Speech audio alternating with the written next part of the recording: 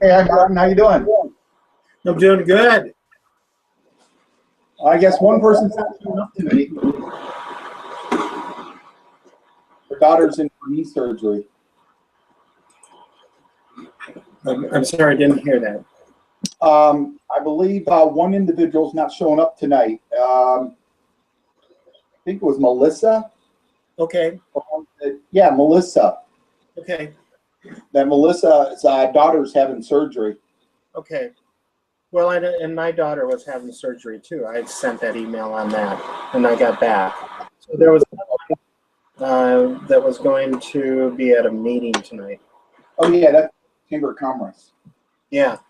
And so tonight, since you've told me how it was working for you last week, really helped me understand. I set up my event as a one that was set up and you could join. Well, you could see it, but you couldn't participate.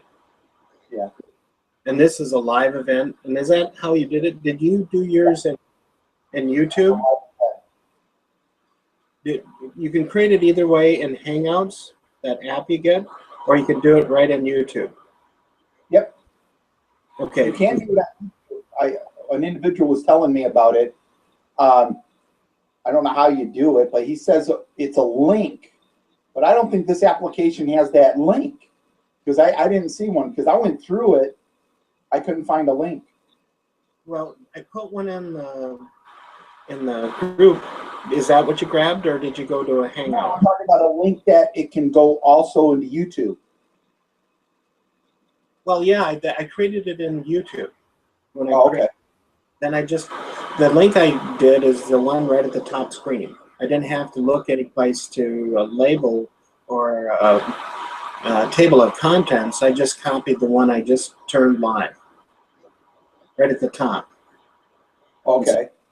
And the one I used last time, because you can create one for later, but you can only have visitors. It's not an active one on the other end. And for me, the communication. So you can't negotiate. You there? Yep. I think I lost you. Well, I hear you. Oh, I think what it is you that part that if you want to have other people participate, I think that part costs. That's what my wife mentioned to me. Well, not to start. I mean, there is, if you have a large number, participate. But for the free point, it's anywhere from 8 to 15. There's different numbers I get when I look around. But if you're going to use 150, that's where the costs come in. Oh, all right. So for our small group, we got, I think it's 6 in here or 5 in here for the group. This one cost us anything. I think there's only 5. 5. And so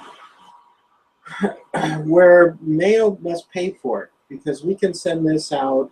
I've got a group of people that are in our social media that I use for our portion of their, because I use that for communication.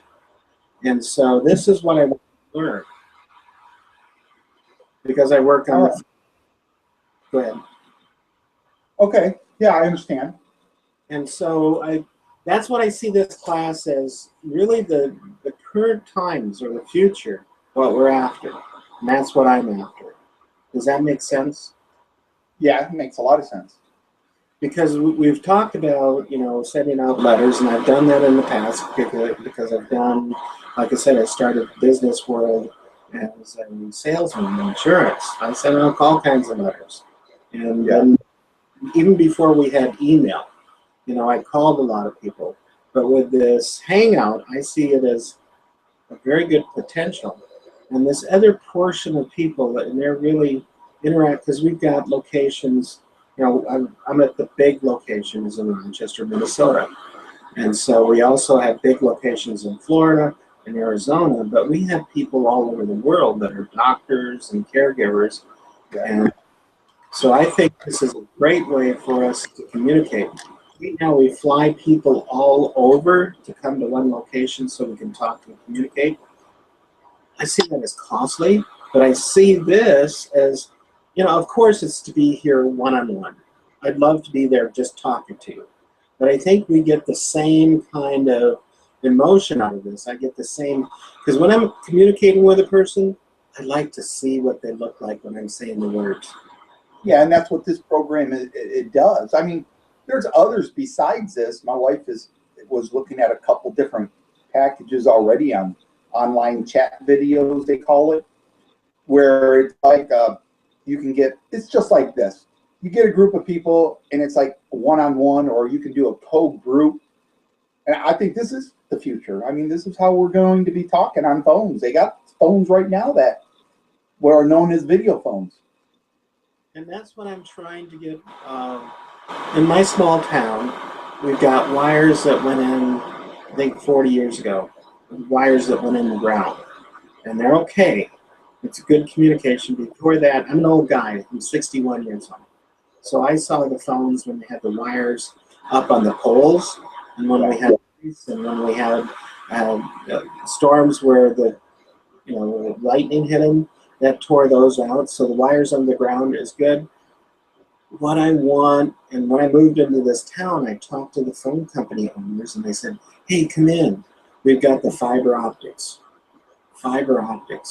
And that's what I see Mayo Clinic is doing, but it's also seeing what I can do in Grand Meadow that's 25 miles away from the Mayo Clinic.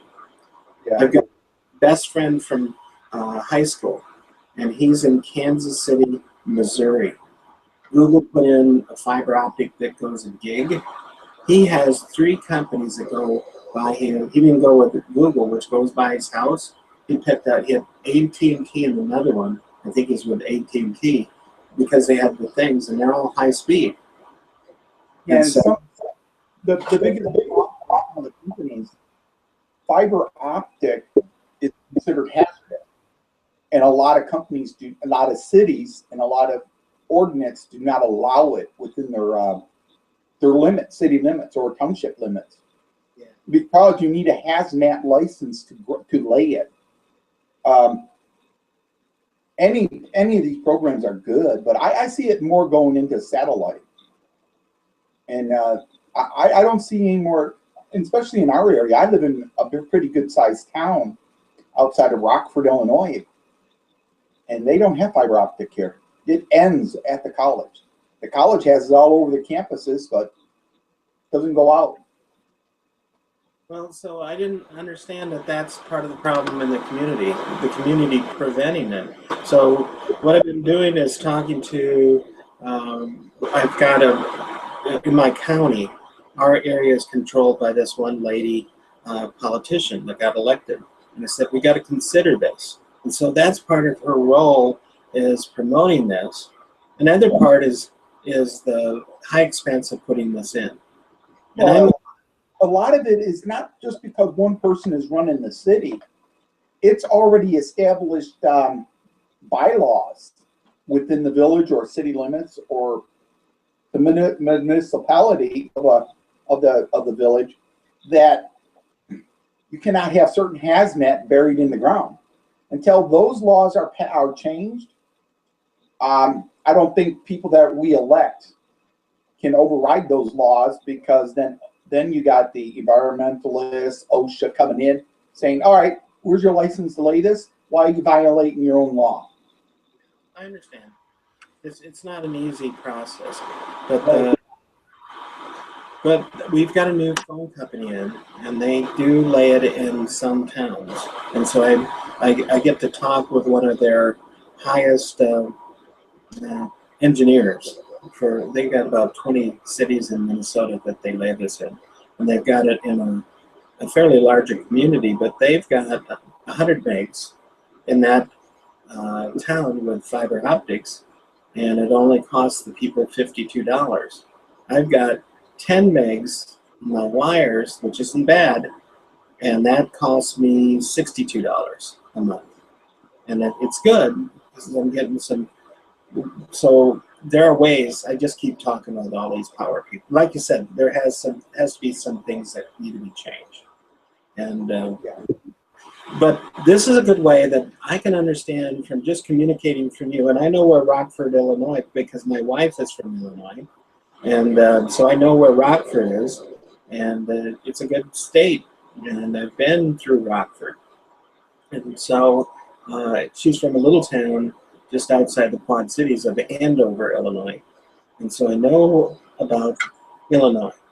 And but for me, our study of this, just with you and me, we're getting to talk about this, that if we type back and forth, which would be good, I get more, because I can see you, about what your level of communication can help me with this project. That's true. It does help us. Yeah. I mean, I don't like typing that much. I'd rather talk over a phone or, using some kind of communication tool like this. But man, I just hate typing all the time. I use, for a lot of my typing, I use drag and dictate. Yeah. Because I got a D in 7th grade in high school for my typing, but that was the old typewriters too. So, but I'm okay typing, but it's not my most important thing. What we're doing, this is what I love to do, communicating. Because I give tours where I'm at, and I'm working on the social media to provide access to what we give people. Well, we don't give it to them, they pay the fee, but they can see things that they need, even when they can't come and participate in our classes. We can have these classes on YouTube, and as hangouts like this. So we could get, another 8 people in, another 15 people in. Well, in Mayo, they've got it set up so they're working with more than that. So I got to work with this group and find out what they're doing. So if they're already paying for it, we can just. Yeah, they are. I mean, so the infrastructure is all about that. Bills they're trying to pass in Washington is to improve the communication infrastructure, all, including other things. But the tools of communication today, I remember, maybe you remember it. Remember back in the 80s, they were talking about using, the street lights and putting these small antennas on it to get a better reception on your cell phones. It's like a Wi-Fi. Right. You can get a better reception on your cell phone, your computers. And that literally went down the drain because of, it wasn't money. It was because of they don't like this type of technology. A lot of people, they're afraid of the change. Well, I know what you're talking about.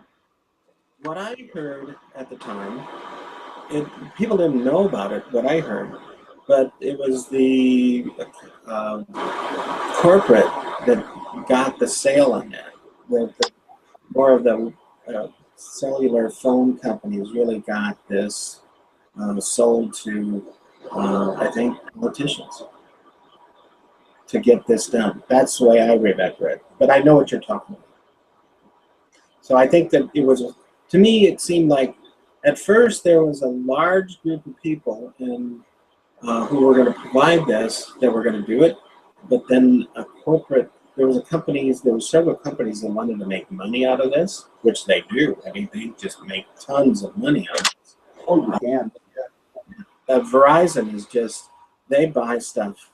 But, I don't have Verizon because my experience with Verizon has been, they'll tell you something, but it never came out like that, so I don't use them.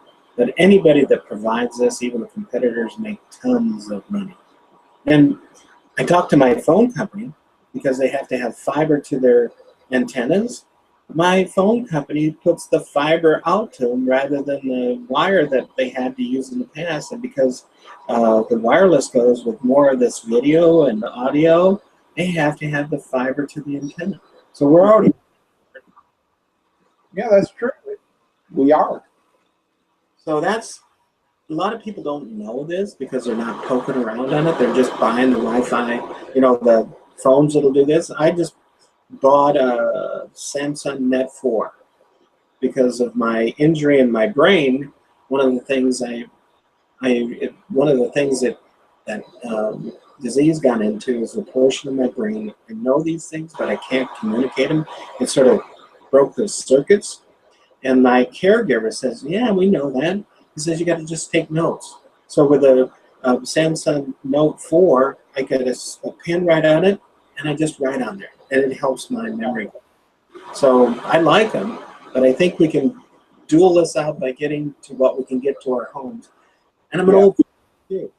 And so 24 years ago, I was in Iowa, and I worked for the Farm Bureau as an insurance agent. And when I left Iowa, I kept talking to Iowa, let's get the fiber out to the farm.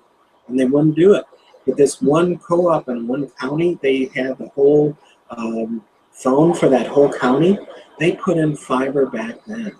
I just can imagine how well all of the businesses, all of the people, education-wise, are doing better in those 24 years because of their connection to the high-speed internet.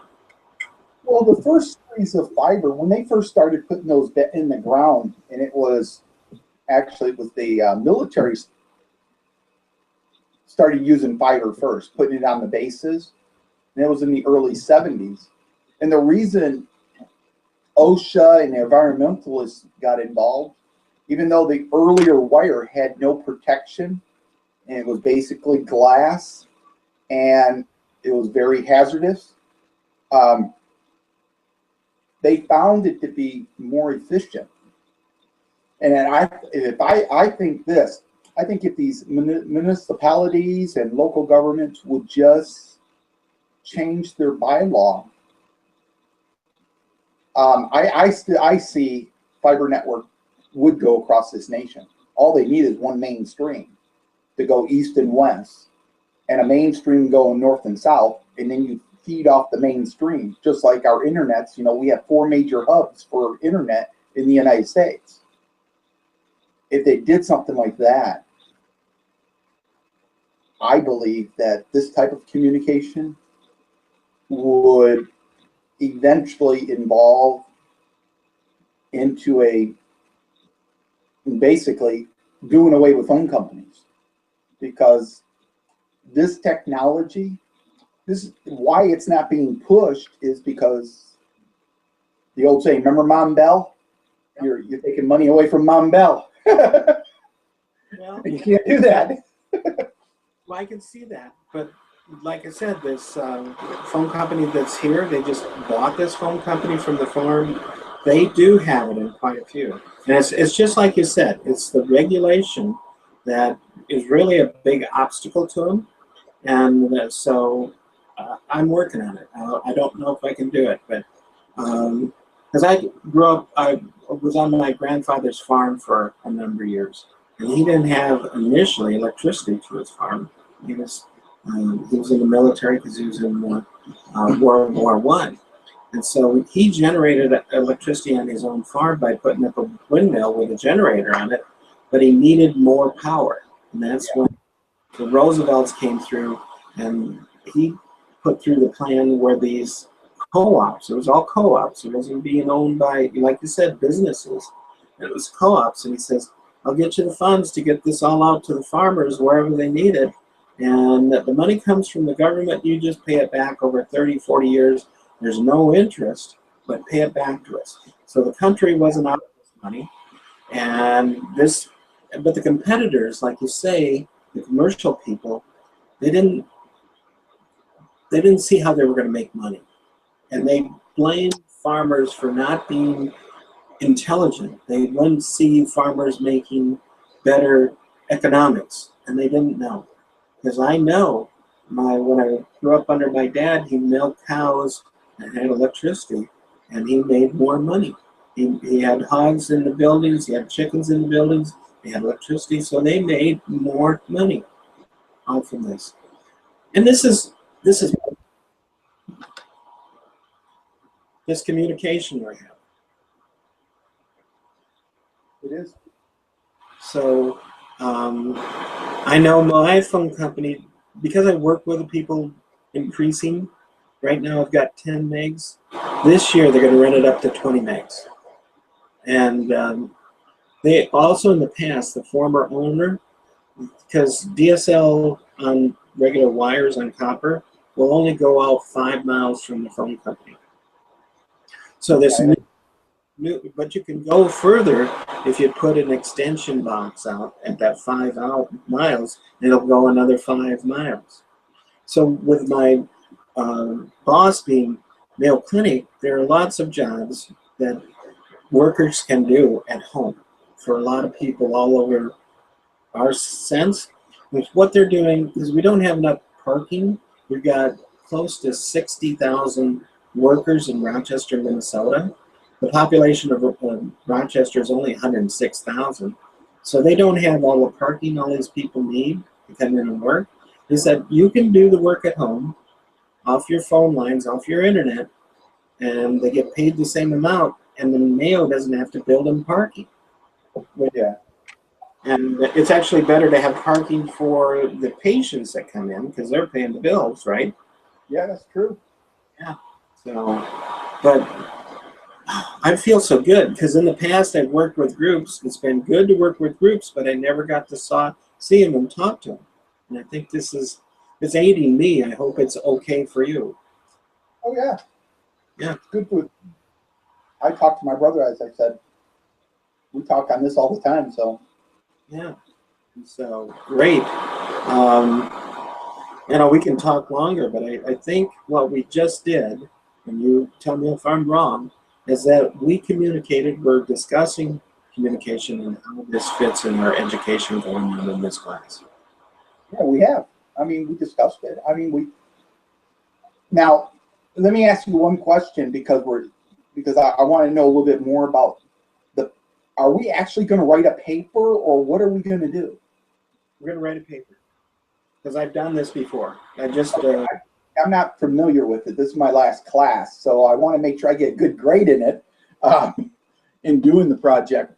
But I mean, I've had all good grades all up until last semester. My professor, that's why I'm taking this one class. My professor failed me, and it's a big fight right now with the board. But because she didn't give us a clarified communication on what our report was about. Yeah. But I had enough evidence when I asked the professor by email. She never answered. But I wanted to know about the paper itself. What are we going to write about? What part of communication are we going to write about? I mean, we need it. I mean, here it is. This is week 5. We should have had a rough already done by now. I don't think we need that. I've done these papers before. I think we do have a rough, in that we've talked about this is what we're exploring. And I think this is going to work great for our professor. And the reason I'm saying that, the book started, the first chapter started with all of the new technology to communicate. Really, that's what this class is. And I know we could have done a paper on email, we could have done a paper on letters, we could have done a paper on speaking, but there's no paper out there that I know of on Hangouts that we've done in UIU. And so, from my understanding of this professor, he's a PhD guy, I think this is going to look fine. So we've got I believe we have a good outline. And just this talking amongst ourselves, and I'll share with our group what I see I'm going to be doing, and I'm doing this, is I'm tabulating what I see there, because each week we give to the professor what we saw come through in the week. That could fit in this paper. And part of what I'm doing is talking about YouTube, and that's the important part. So I think this paper, and I've done a number of them, I've got good grades on them, and I'm happy I think the other person that's the leader of this has done a number. I think we're in good shape. What I'd recommend to people on this is just take notes at home. I got a lot of notes, but I don't know what to type about, and what I'm trying to figure out is, when we write our paper, when we get our sections done, I hope we each have a section, and that we put our input in, and then come up with a conclusion of the papers. Yeah, I'm not sure on how the paper is supposed to be written. I know APA, but I'm talking about how it should be presented to the professor. I mean, is it gonna be like 5 pages, 10 pages, 20 pages, or? I don't think he will require that, but it's a good question to ask him how long he would like.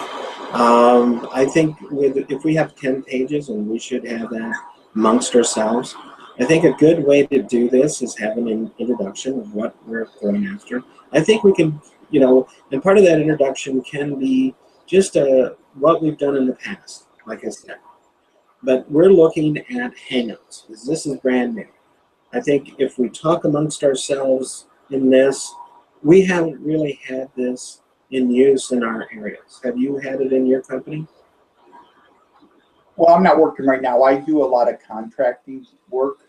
Okay. Right now, I'm working with some veterans on their businesses. Okay.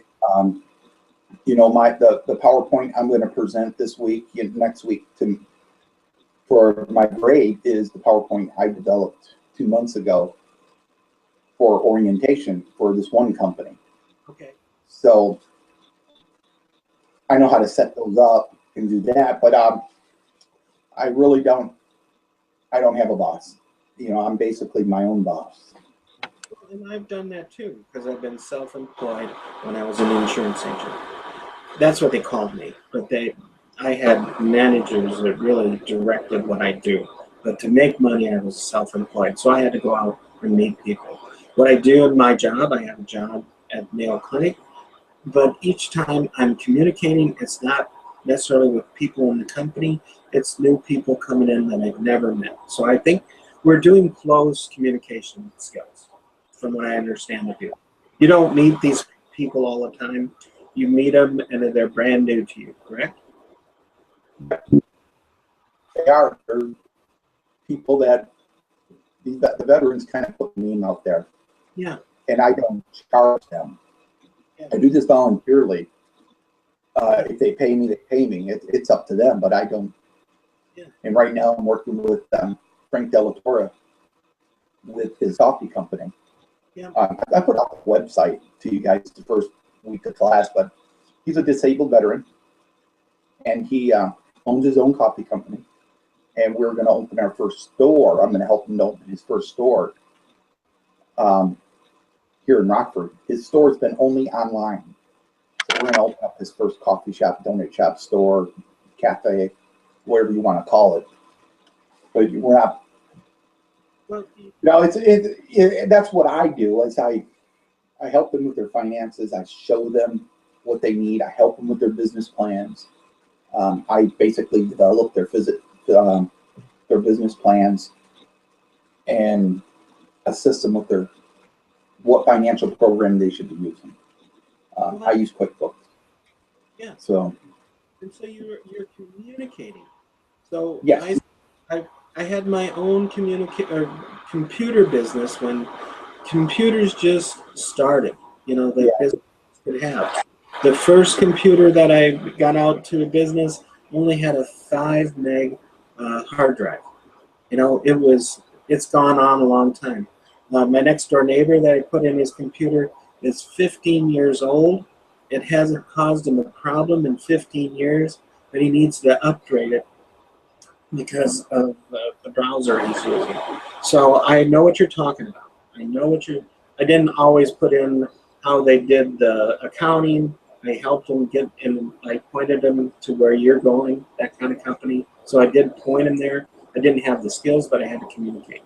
And so I see this paper like you're doing. We're communicating. And so we're communicating now with Hangouts. So I think this is the biggest portion of this. We can use that, but we can talk about, like you said, all of the things you do, all of the things I do. And right now I'm out of work because I've had this brain tumor and they're treating me, and I'll go back to work within the next few months. Part of the reason I'm out of work is my communication. They have to verify that I can communicate. Am I doing okay? I think you are. I know you had a brain tumor. But 2 weeks ago, I was talking to an evaluation person, and I hadn't taken my pills that I needed. I was too stressed out, and I hadn't eaten properly. So I froze out of communication. She said, I'm going to give you 5 words, you repeat them back. For 10 minutes, I couldn't even say a word. And I didn't know I would have this, so they have to see where I'm at. I'm back to taking my medicine. I'm eating properly. I won't stress myself out like I did that day, but I have to give them time to take a look at me.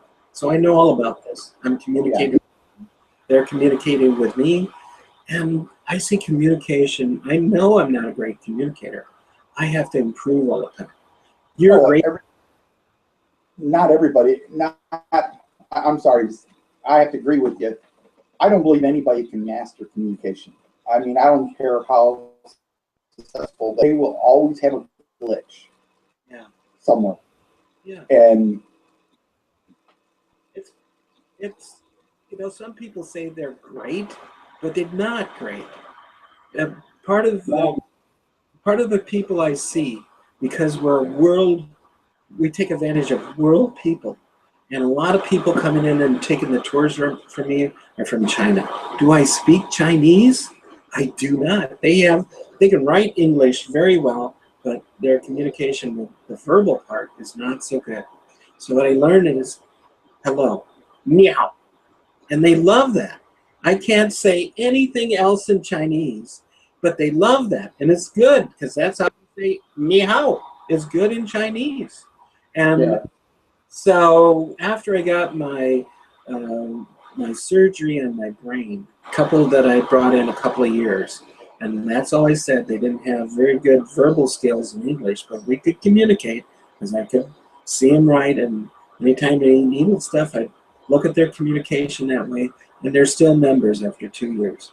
And they told me that they were coming up to the same place we were both husband and wife. My wife was with me, and they said to me, and I didn't believe they'd ever say this, "You're Superman." It just made me feel so good, because I was feeling bad because of my disease that I had. So I agree with you. This is something we're doing all the time. I have to get better. Well, I mean, everybody has to improve. I mean, I'm not a great speaker, and I've done public speaking for the last 10 years. I've let's see, I've done special speaking for at 2 senators event. I've did a speech for the last 3 presidents. But my speeches, yeah, there's a couple of them are online right now on YouTube. One was a speech to the president about the VA. I'm an advocate also for the VA. I own them all the time. I'm a disabled veteran myself, and the bad thing about the VA, there's no communication. To tell you how bad communication is,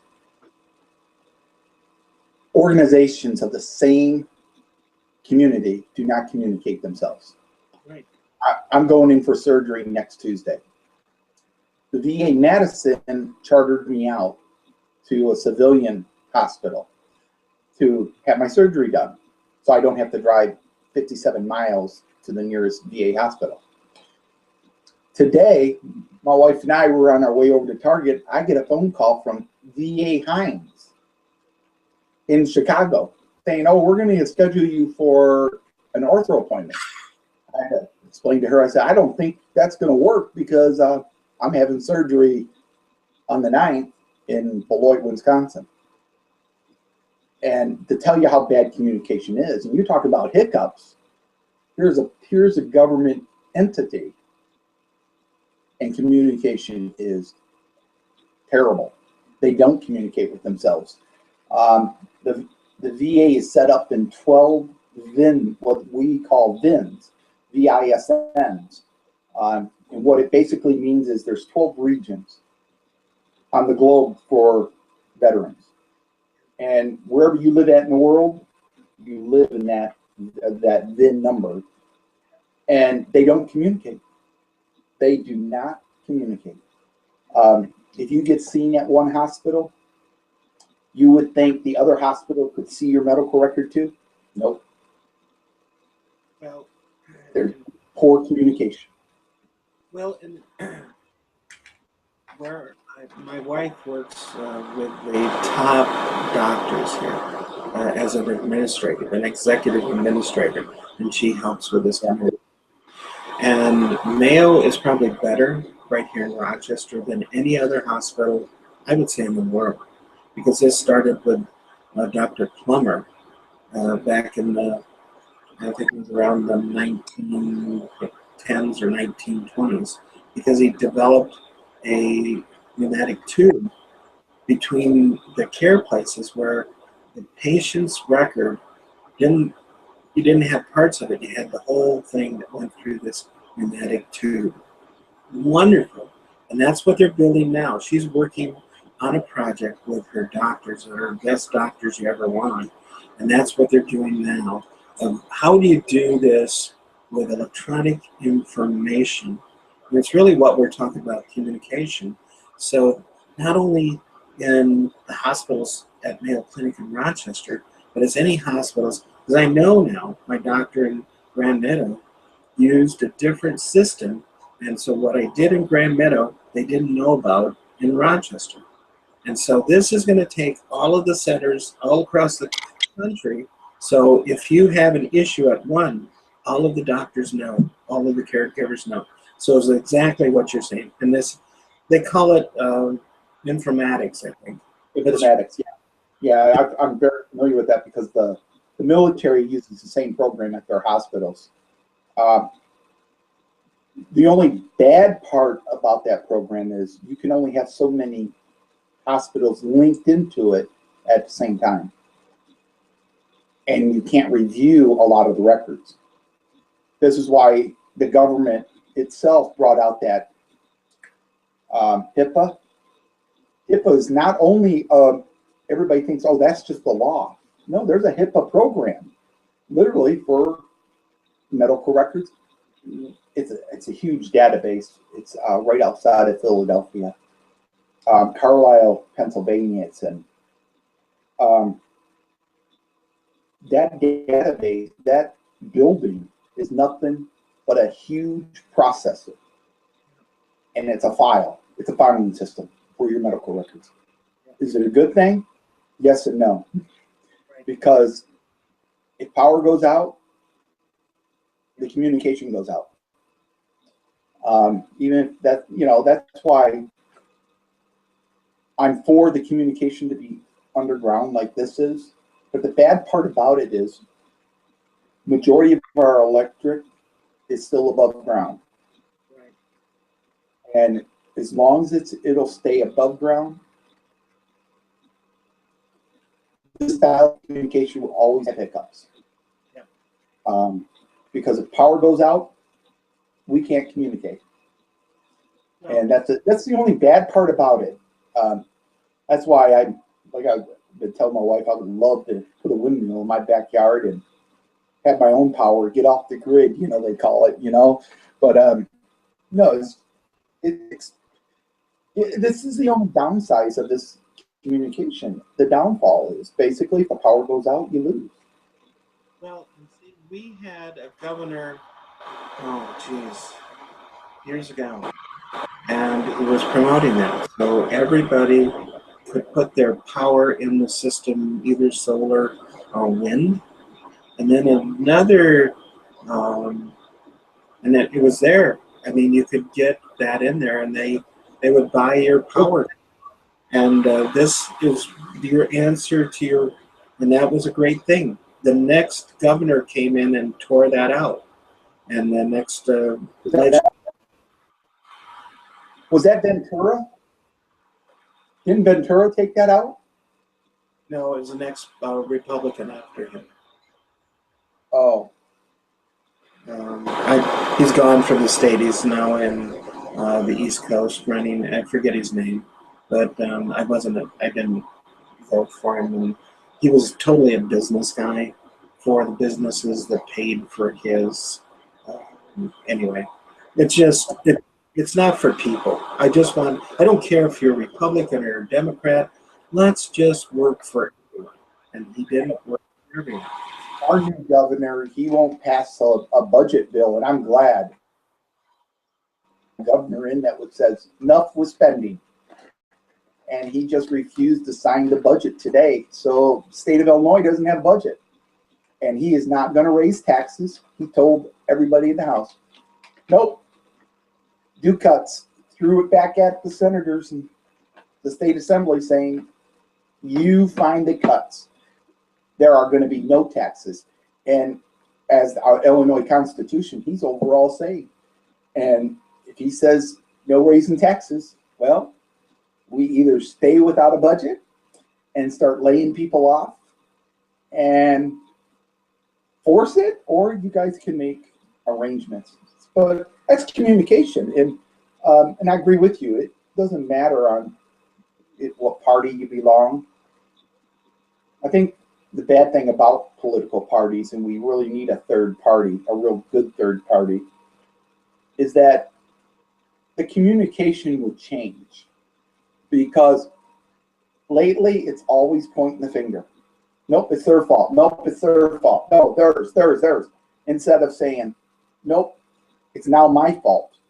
I'm in the seat. It becomes my problem, and let's take care of the issue. But in Washington's communication, it's not that. It's pointing fingers. That's their symbol of communication in D.C. There was years, I mean, it's been, there's a program on public TV on the Roosevelts. Ted Roosevelt. I don't like the party that he's in, but he was a great leader because he cared about the people. Eleanor Roosevelt, loved her because she communicated. The first Republican was Franklin, or not, Abe Lincoln. And he was the first Republican, so I can go along with him because he did good communication. And so I agree with you. It's not about the party. It's about what you just said. Let's talk amongst ourselves. Let's get this done. And the leaders that I have the best, and a lot of people don't go with history. I'm a lover of history. And I think a lot of people will point fingers but don't understand the process. Right. And I blame you can look at the communication of the president. He says he's a constitutional lawyer and he taught Constitution. Well, it tells me he doesn't know anything about the Constitution, because how laws are passed is, first of all, it's communicated. It's not dictated. And it's presented into Congress as a communicational tool. I mean, we can look at several bills that were passed, especially today. Today, a bill was passed. It had 22 minutes of communication, and it's the Homeland Security bill. Yep. For security, for the phone storage. Poor communication. I listened to some of it. Some of these people had no idea. They should have never been there, in my opinion. A question would be asked, but they never answered the question. Right. Poor communication. And if it's just because I have this brain thing, it's an important part of the Constitution. You're arrested for something. What's that? I can't hear you.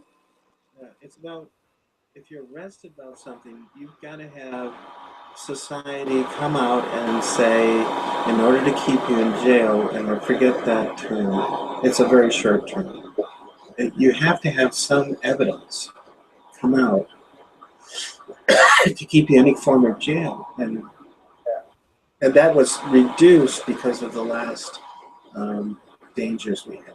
And that's got to be replaced. Some people think it reduces the efficiency, but what I see, because I like the Constitution, but you have to read it and understand, and you have to look at all of the people that on both sides, on all sides, that will give you, not the current people, because They don't do that. But it's the experts on the Constitution, and I read this all the time because it's long, it's complex, but we should know about it. We should be breathing this. Whether Oh you yeah. You know, there was 105 people that set the Constitution up, and majority of them were lawyers. There were 62 lawyers when the Constitution was drafted, and there was 18 politicians. Let's see, there was nine teachers, a couple college professors, and one military guy that set up the Constitution. And I still like it what Benjamin Franklin said. Oh, I love Benjamin. Oh yeah.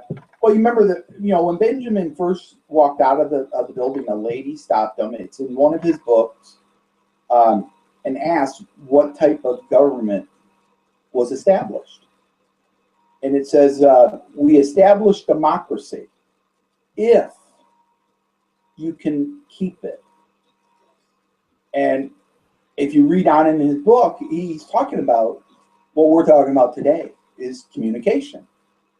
The only way we can keep democracy is the proper communication, not government communication, proper communication, meaning we're talking properly. We're not swearing, we're not yelling at each other, we're not. Yeah.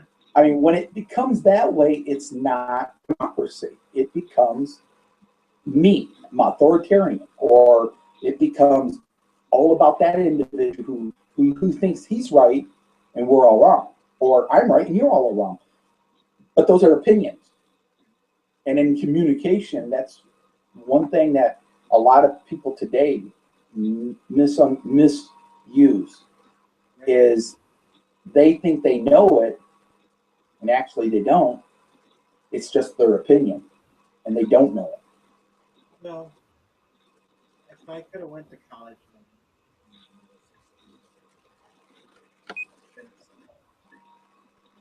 I'm sorry, I didn't hear you breaking up. At 16, if I could have went to college, I would have been a scientist. You know, because, like you say, we have to use evidence. And I've got friends because I've known in my lifetime, and there's evidence for it. The growing season in my area of the world has increased by 3 weeks. There's a reason for it. We are producing and creating CO2, and this is why the growing season has increased by 3 weeks. Is this good? It is not good. And so I have friends that they listen to somebody about an opinion. They say, I disagree with you, but we're not going to talk about this. Say, I have evidence I can give to you. And I know I'm not going to change other people. It's like our discussion here. We're getting along. We're not cussing at each other. Do we always agree? I don't think we can. And it's not making me mad. I hope it doesn't make you mad. And then we wouldn't be having a democracy if we don't have disagreement. Yeah. It's how you present your disagreement. Yeah. You know, when you start, and you see it in the politicians, very poor communicators. They'll call them everything in the book, but congressman or honorable so-and-so. And they'll cut the guy down. And that's the biggest problem. I listen to a lot of these people that speak about different things. And, you know, I may not agree with them, but I'll question them. Yeah. And, you know, through my questions, they'll know, hey, I don't agree with you. Can you, you know, I look like global warming. You're talking about global warming. I read a book. It was printed in 1861. A scientist that went to the South Arctic. It was one of the expeditions that left out of well, now known Charleston, South Carolina, but was it always called Charleston, South Carolina? It was called the Battery. You know, they did a thing down there, and he discovered, and he had drawn pictures of it, no actual black and whites or color, but drawn pictures of where they dug down like 700 feet in the ice, and there was different layers, and realized that the Antarctic melted once before. Now you think, well, if it melted before, is it the green gas causing it? Yes and no. You know, it can. I don't know. I'm not a scientist, so I'm not going to go up in space and look at the hole in the Earth, but in the ozone, they say. But I look back. I use a lot of history documents. You have to admit, people have to admit, there are some really goofy people out there, and I'm going to use the word goofy to give you an incident to talk about. Remember the discussion where they're talking about commercials? You know, what chapter is yours? And I put up the commercial. If you ever get, do you have XM radio? Yeah. There's a station on XM radio, 131. It's a Christian station, but they have an advertisement. It advertises this health drink product. It's out of Texas. But if you listen to the commercial's stupid. It starts out, it says, oh, I can't believe I'm in great health. Why can't I just be in poor health? What? You know, stupid commercials, you know. But I look at the past more than I look at today's present, because it's, I don't know. I think today people came to the concept of I'm right, you're wrong, everybody else is wrong, instead of actually looking at the data. If you're going to tell me, if someone came up and told me, hey, the sky is red, they're going to have to show me all the documentation. Right. Because I see it blue, you know, and that's what it is. In communication, you have to separate yourself from I'm right, you're wrong. And you could tell when a speaker gets up and speaks. They'll go, it's either these two phases. They'll say, when I did my studies, well, that's going to tell you right there, it's all about him, and he thinks he's right. Or he'll go like this. He'll go, I did my research, and when I saw this, well, it's all about you again, and you're right, everybody else is wrong. I'm one of these guys if you're going to tell me something, I better have every piece of information, including the past, present, and future. Because that's the only way someone's going to change my opinion. I mean, look at economics is a great thing of it. Ever since President Fillmore that started the taxes, you know, revenue taxes and everything. One person stood up and says, we'll never have a balanced budget if we tax our people. That individual is the great-great-great-grandson of the his great-great-grandfather of the economic professor that was in Ronald Reagan's administration. Reagan was the only one that had a balanced budget. Even though there was a debt, and trust me, we're never going to get rid of this debt. That's the bad thing about it. We're never going to get rid of it. I don't give a care if everybody in the United States gave their share. It would never go away.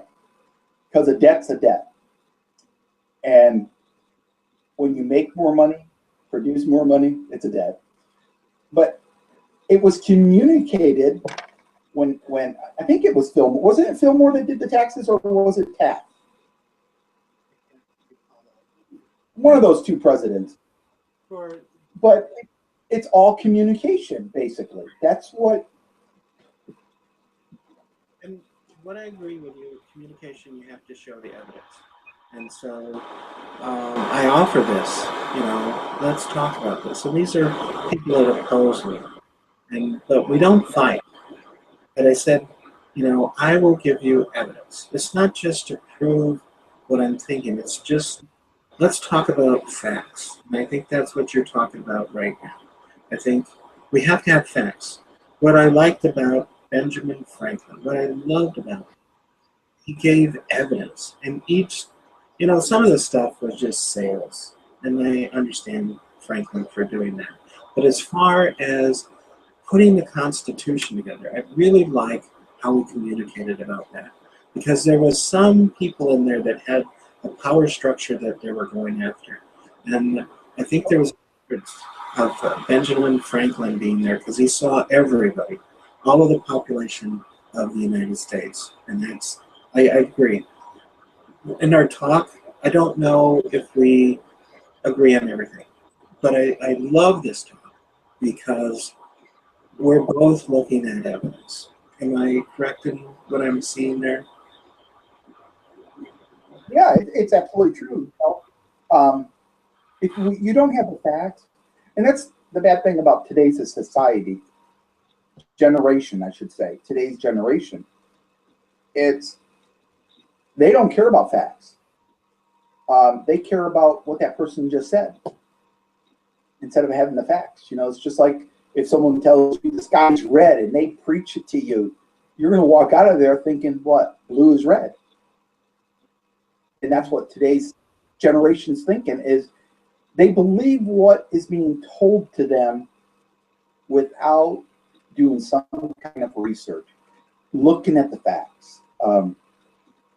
And the best illustration is, Benjamin Franklin, if you ever get a chance to read his book, he's the best illustrator of communication. He was the first, and it's not mentioned nowhere, but he was actually the first reporter. You know that? He owned his own printing press. He printed the newspaper. He was actually the first American reporter. And you got to admit that he had the power of communication. He knew how to handle it. Even though I don't, he had a hard time. If you ever read his book, he had a hard time reading when he was growing up. But he mastered his communication style. And I think what has gone on in what people call the news, it's changed since I was a young person. What's that again? The news, online news, not online, but on TVs, radios. If you were going to go one way, you had to have the other side so they could give you another answer and basically have evidence for both parties. You got to listen to both sides. And that has changed from Ronald Reagan. He broke that up. And I don't like that. That's true.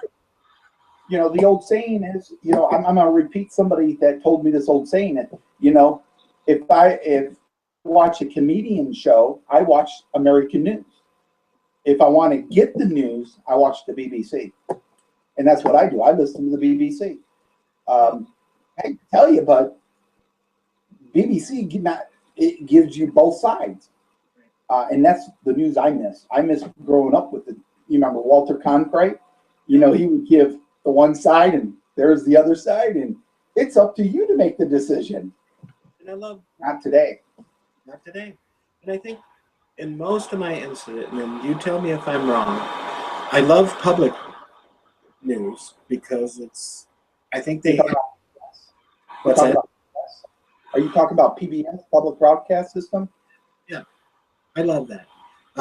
There's NBC, there's ABC, there's CBS. In the old days, when they had both sides, Walter Cronkite, loved him. They had both sides. It was good news, great news. And now, because these are commercial. They're owned by something that's not a news company. They're a commercial entity. They're owned by people that don't want to tell you what's going on. Right. They're more interested in what's happening in Hollywood and with the Kardashians instead of with today's issues. I mean, that's, you have to admit. I mean, my wife, she gets up, she'll turn on Good Morning America or Today Show, and I'm like, where's the news? When's the news going to come on? They don't have any. Well, I go online and I listen to the BBC. Well, I listen. So I listen to the U.S., but I also listen, and if I read something on the web, I read the British Guardian as far as a news thing. The British Guardian is very good. But I yeah, I live in England and I know the British Guardian. Yeah. So that's a paper. Yeah, but and I don't see that they're putting the news out for a certain path. They're giving you the information, and you think about this, you do more research about this, and you're going to benefit the country, your neighbors, maybe your business, because that's what I love. I'm part of a caregiver organization, and I see most good companies, if they think about that, they're going to get the money they need, and they're going to get the customers they need. So anytime I've worked for a company selling insurance, I didn't sell what the company said is the most profitable to me. I sold what the person needed. If they were low income, I could get them a.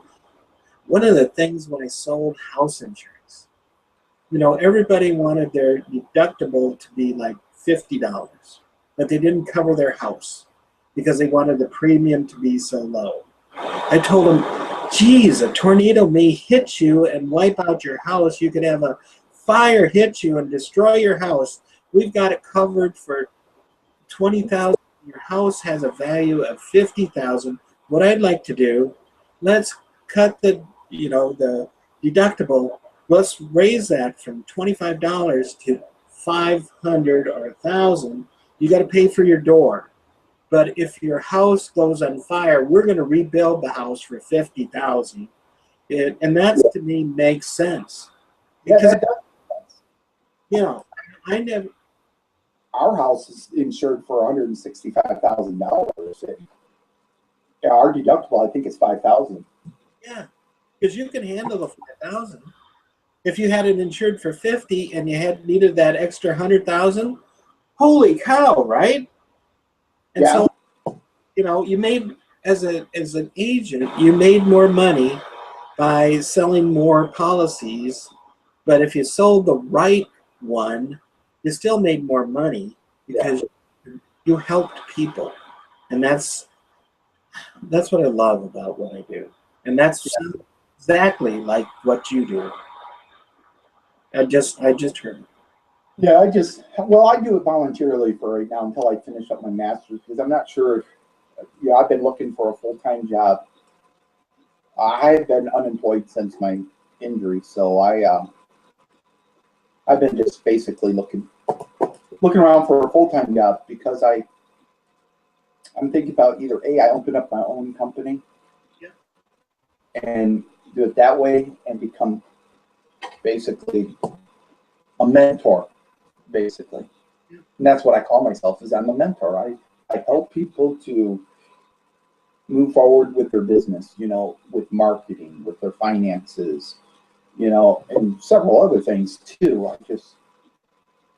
I do with them, and I actually take control for about a week or 2 weeks or 3 weeks of their whole company. I go through everything, and they allow it because I tell them, I said, I'm not here to take your company from you. I'm going to take over. I'm going to give you my 2 or 3 weeks. I'm going to tell you exactly what you need to do after I'm done. I will do it in a presentation, and you'll understand it, and we'll go from there. And I've had no veterans come back to me and say, no way, I'm not going to do that. They were like, oh, right. A lot of these veterans, the biggest thing they don't use is the word veteran. Veteran-owned business. Why aren't you using that? That's a market tool. Common sense. And it's because I see a lot of people starting businesses, but they have no business background. especially, they have no communication background. And that's why I tell people, I said the biggest part is you need to go back to school and take some business classes and a communication class and understand the concepts of running a business. It's all communication. That's a good way to do it. And I think I told you the reason the introduction about my father being killed when he was 16. Because I wrote that in my introduction. Yeah. And I didn't have any instruction in business, but I still succeeded. What I've learned about business, and it's the hard way. I should have went to MIT, and I probably could have went to MIT about 5 times the mistakes I made. But what you're saying, you're going to be great at this, because even in our hour that we spent together, I've learned so much about this. All right. You're going to be I successful. agree with you. Yeah, Well, I'm not looking to become a millionaire. I that's one thing I don't look at. You know, I kind of look at myself. I want to do something where I stay busy. I don't like being bored. You know, I've been talking to my VA counselor because I'm thinking about going to do my doctoral. You know, why? Just a learning tool. More tools to use. and you're going to be great. Thank you for doing this. Yeah. And Lord, I hope I passed you some information that you found interesting. Yeah. And so this is what I want to circle back to. This is what I see as an important benefit of using Google Images. And I think we can put this in the paper just about our conversation here. That's what I'm going to do. And you can bring, and then we can all edit this, or we can have one person edit it. I'm a good editor. You know, I've done that. I'm a good structure builder. So of the words, I can help people dig into the APA. So I can do it. So I'll do anything. That's the way I like to be involved. I'll do anything too. I mean, you know, I'm also a writer. I haven't publicized it, but I am a writer. I'm working on my first book. It'll probably be out this fall. But gotta get back a hold of my publisher and see what more changes I have to do. But no, if people need to. I even have an editor. If you need an editor to look at it, I'll have my editor look at it. So, because when I met my wife, this is before any internet. So I'd send her, and I write well, but I need an editor because I will leave out words. I'll see it, I'll reread it, I'll see it, I'll reread it 5, 10 times. I see the words there. I sent these to my there is a program you can get. There is a program out there, an editor's program. It's called White Smoke. Okay. It's a very good program. I use it for my writing, and all my writing, even my book I'm writing, my first book I'm already done, but I'm working on a second book too. But White Smoke is a very good program. Just go online and type in White Smoke. I will. Editor's program. It helps. I will get that. It runs about maybe $200-300, but it's a live editor's program, and your computer has to be linked up to the internet, and it corrects your paper for you. I mean, it literally tells you, hey, this don't make sense. It should be written this way, or, you know, this word should not be used. It should be this word. It depends on what you're trying to emphasize in your writing. But White Smoke, you ought to check that out if you're looking for a good editor. My boss and my wife, they know what I'm like. I'm a visual person. I look at the big thing. Do I put all the words in there? No. When I wrote her, we're writing letters back and forth, so she would get my letter. And her mother and her, in Andover, Illinois, they would sit at the breakfast table, and they would look at it, and they would have to put in my words. I thought I had them all in there, but they found this. I got married, so my wife is also my good editor. I will always run it by her because I can reread it and I'll see all the words I want there. So White Smoke and my wife, they're going to help me. So you'll see it even in my post in this class. You'll see, what? He left out a word. And I had it there in my mind. I just left it out. So I think, did you think this time was good for us?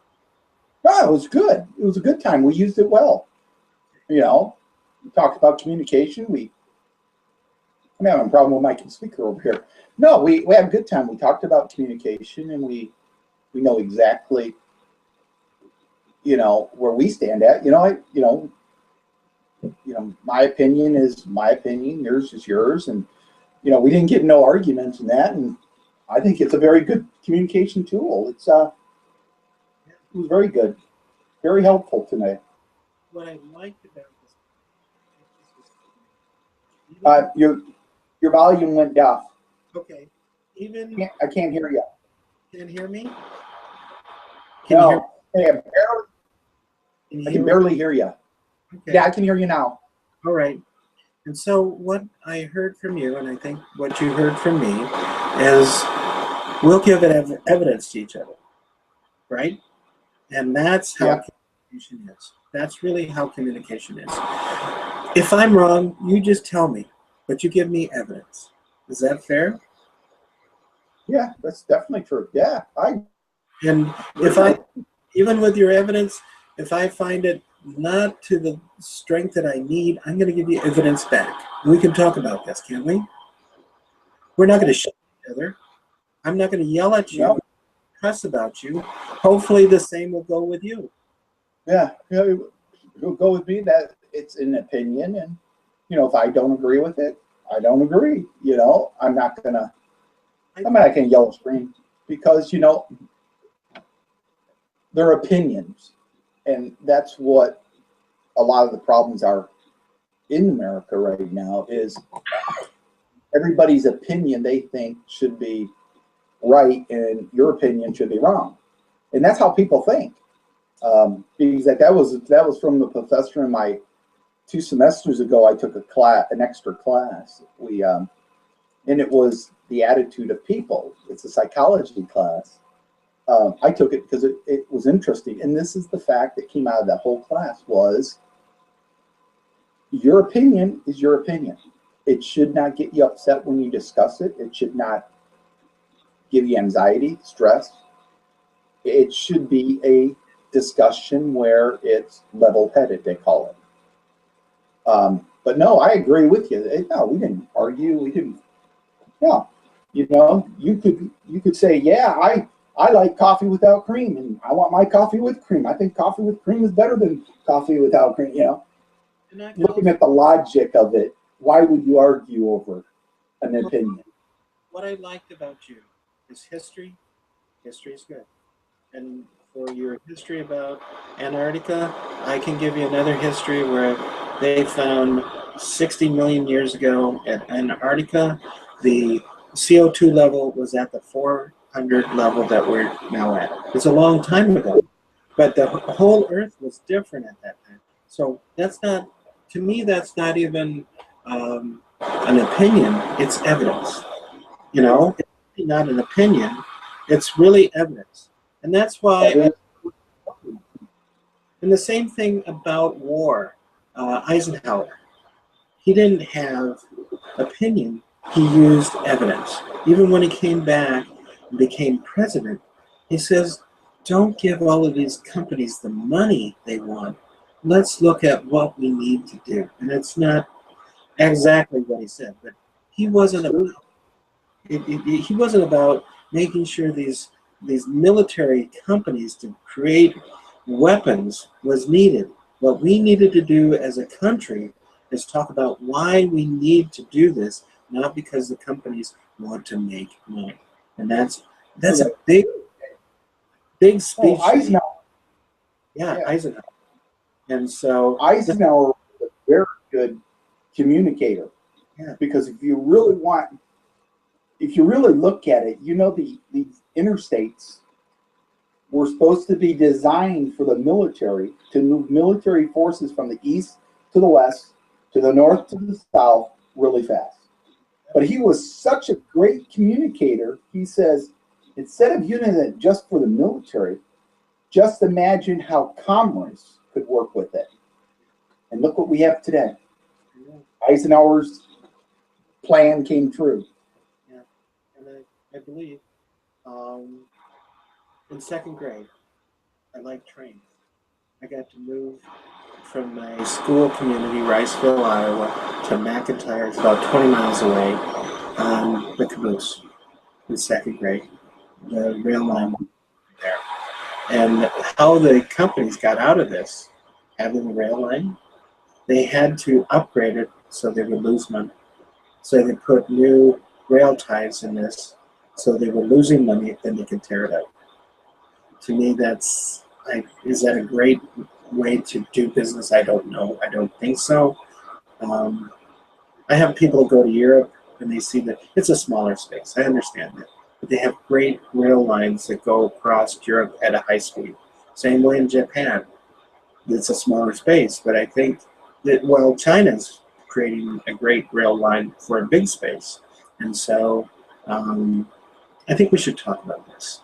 We're talking about it in Rochester because we want to connect to get patients to Rochester from all over.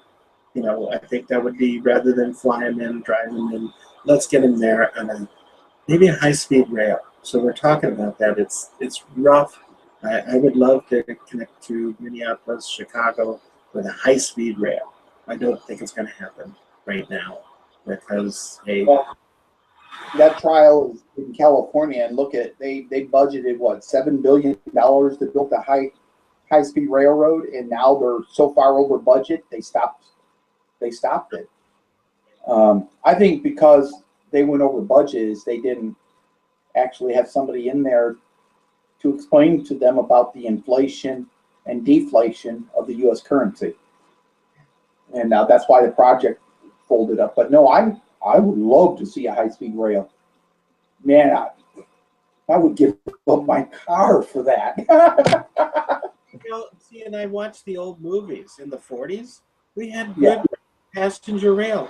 When I was selling insurance, I called from Cresco, Iowa, to somebody I needed in insurance for a project I was doing in Chicago. She said, as a young girl, because she was probably in her 40s, 50s when I called her when I was in her 20s, and she said, I used to come through Cresco and the milk train, because we have milk here. We send it to Chicago. We have the engine in Cresco, Iowa, but we don't have any track there. Now it's a bike trail, so I miss it. But anyway, I think I'm thinking this is such great communication. Well, thank you so much for doing this with me. All right. Well, next Tuesday I'll have my surgery. Okay. I may not be online. I'm not sure. Yeah. It depends on if I'm under anesthesia. And so I followed your recommendation. So that's how I got it out here.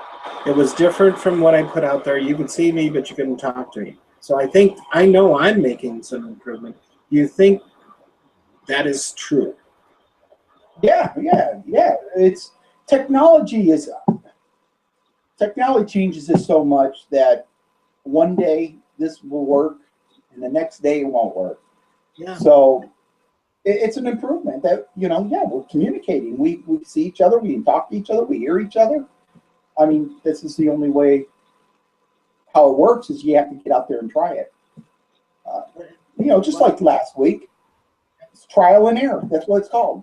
Well, I'm going to put in I'm a terrible positive guy. I'm just terrible positive. It's going to help me with my disease, the doctors say. But I'm a terrible positive guy. So what I see from my end, we had some stumbles, but I think as we move through this, it's a benefit. That's what I'm seeing. So I'll put out the benefit, but I want everybody to put out what they see as an obstacle. And I'll put those out because I wasn't doing the right stuff. So I think this could be really a good portion of our paper is to put all of these things and we'll edit it together. Does that make sense to you? Yeah, it makes a lot of sense. So thank you. take some notes on it. I'll take some notes on it. And if I can save this, I will save it. Because I think that would be a good thing to put in, even as a reference, to have the professor take a look at it. All right, then. Okay. All right. Well, and good luck on your surgery. And I didn't get into the military when I was out of high school because my dad died, and I didn't get drafted. And drafting doesn't occur now. No. Well, yes and no. Okay. I think we still have the only time of emergency will there be a draft. Well, and I see that, but I think it should be the way when my father, he wanted to get into the Air Force, and this was during the Korean War, and so he applied for the Air Force, but he got drafted. He got before the Air Force, which they accepted him, but he was drafted into the Army before that, so he got drafted. My grandfather went to France. I don't know that they had drafting at that time. I think he just applied for that.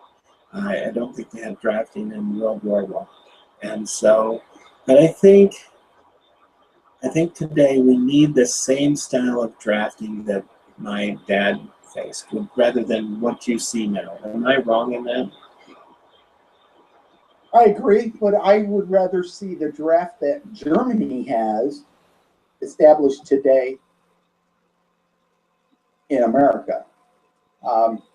They have the same as Israel, Germany, and Sweden, that you must serve 24 months in the military. I like to see that because you know what? I think it would change the attitude of some of the kids today. I think they'd grow up. Yep. You know, that's my opinion. So. Well, correct. I think we have to serve.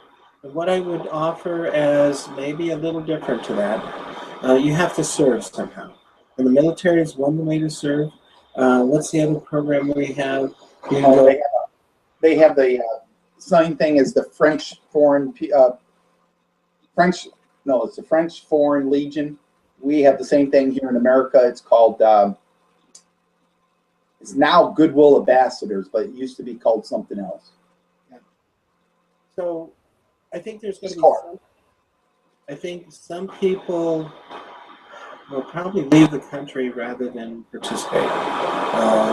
And I think we should still keep them if they're going to serve, you know, whether it's in war or whether it's in taking care of people that need this help.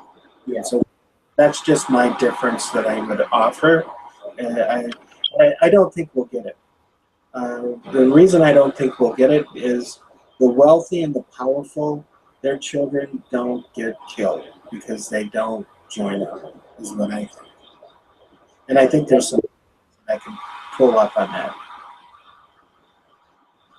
Because a lot of the people I see going into the military, they don't have any income, they don't have any way to get going, and they join the military, and it gives them some long-term benefits if they survive. And I think there's a lot of, and when my brother-in-law went, he was in the military, he was in the Army, and he joined because he wanted to make a good life career. And he was in and this is in the Army portion for, it's on tanks. And he went to the Iraq War I. He was in Germany. He'd been in there, he was going to keep this as his lifetime career. And he was in the tank, the heavy-duty tank, and he went to the #1 Iraq War. Not only was he in the tank portion, but he was in the ones that go in front. Those ones that are not a tank, they're in the vehicle that's a scout vehicle. And he's not driving the vehicle, he has his head up with the binoculars to see the enemy. And that's what he did. And he went there right away. He went through all of that war. He didn't stay with the Army.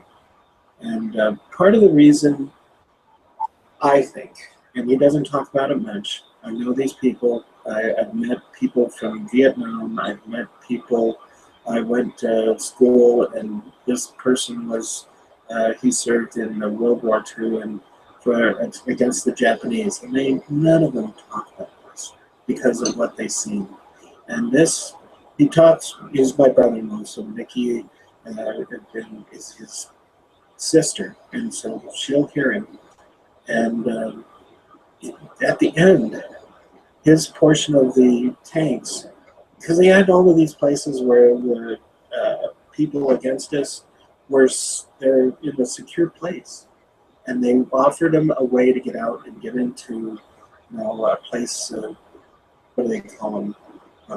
They come out, they put up the white flag, and they Yeah. out. And so they would spend 2 days there, just having, speaking in their language, give up, come out, surrender, we'll take care of you, we'll get you going back, And all of these, they would tell them, we're going to blow this up at this time. And he said, invariably, they couldn't stop it at a certain point. Invariably, these people would have put up the white flag just as the explosives went out. And this changed his life. He's not a man that wants to kill men. He wants to serve his country, and that's the military. That's what I see.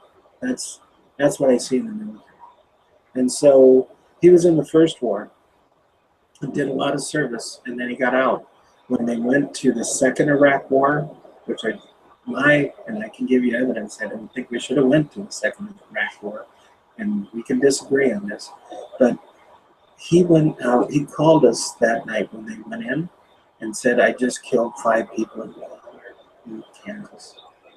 He didn't kill them, but he went back to war in his mind. He needs some care. He doesn't, That's like the form of PTSD. After the report comes out, I'll make my decision about the second Gulf War. I participated in it. So, there's a report that's out right now. The Senate is going to let it come out. And that's the report I'm waiting on. And that will tell us if this war was either a lie, just to get somebody out, or it was the truth.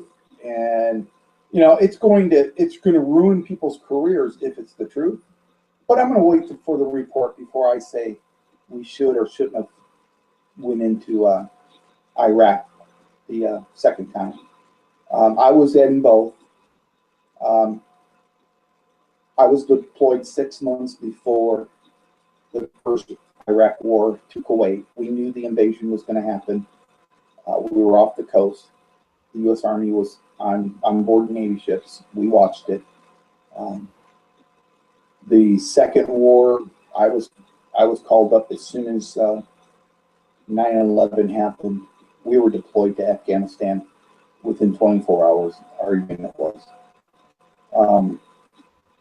But I couldn't give my opinion on the second war because the one thing, being there with the people in Iraq, there's some good people there, and they loved us. When our unit was the first one that landed in Baghdad, when we did land, and the people there served us lunch. Yeah. And was thanking us for coming in. Were they the Shiites or were they the Elitites or whatever they were? We really didn't know. We were there to do a job. And, it's one thing about being in the military and being in wars is we take a code of ethics. And the first code of ethics is you'll obey all lawful orders from the Commander-in-Chief of the United States, no matter who he or she is, and their opinion that you're here to do a job. And that's how I look at both of the wars. But I won't say much about the second war. I let people talk about it until I see that final report, and it's supposed to be out in a couple weeks. U.S. Supreme Court is allowing it because it was sued. I'll wait until then and actually read the report.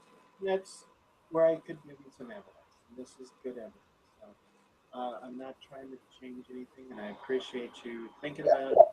And where a lot of people, even when this was happening, one of the things that the peace people or the investigators, and I can't tell you their names, but the United Nations was in there looking at, is there a problem here?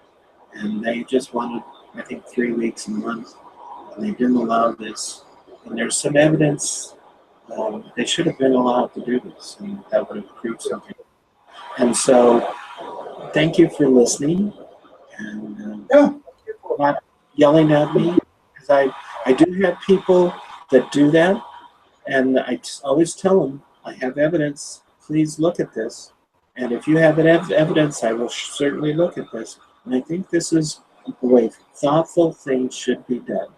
And I'm not ever gonna yell at you. And I hope you get that from me.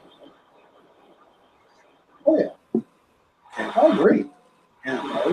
No yelling. I mean, once again, it's just opinions, and in this case, when it comes to stuff that deals with politics, until that report comes out, I really don't say much. And in 5 more years, we're going to find out who the worst president of the United States was in the last 25 years. That report will come out, and that's what I wait for. I like those kind of reports, and it grades those presidents. I'm hoping I'm alive for that, because that's part of what my doctors are saying. You're not going to be alive very long. So I'm hoping for that.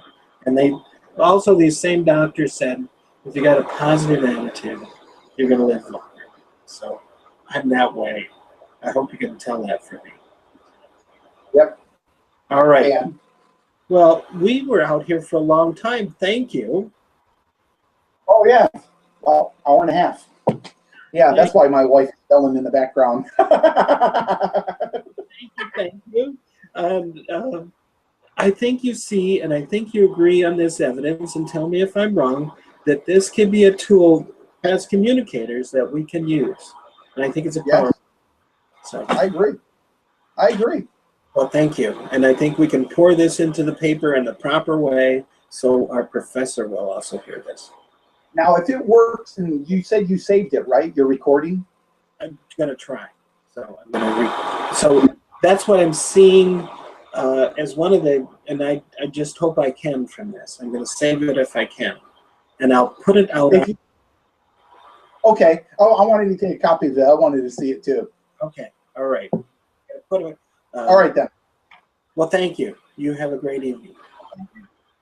Okay. All right. You have a good night. Thank you.